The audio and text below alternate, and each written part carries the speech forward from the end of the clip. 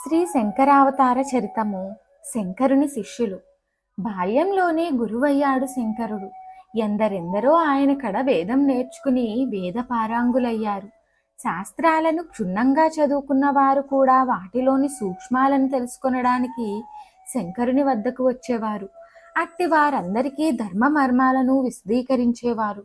విద్యార్థుల స్థాయి నెంచుట కోసం అప్పుడు రహస్య పరీక్షా పద్ధతిని ప్రవేశపెట్టాడు.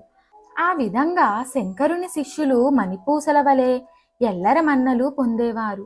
శంకరుడు కాదు, శంకర శిష్యుడన్న పండిత ప్రకాండులకు సైతం హడలే ఆనందమే. మహిమాన్వితుడు కావడంతో బాలుడైన శంకరుని దైవంగానే భావించుకునే ఆ శిష్యులు కూడా పురాజన్మ ఫలంగా భాగ్యం పొందారు. శంకరుడన్నా గురుడే, గురుడే శంకరుడు. మరిన్ని ఆధ్యాత్మిక విషయాల కోసం మా ఛానల్ను సబ్స్క్రైబ్ చేయండి. వీడియో నచ్చితే లైక్ చేయండి, షేర్ చేయండి, కామెంట్ రూపంలో మీ అభిప్రాయాన్ని తెలియచేయండి.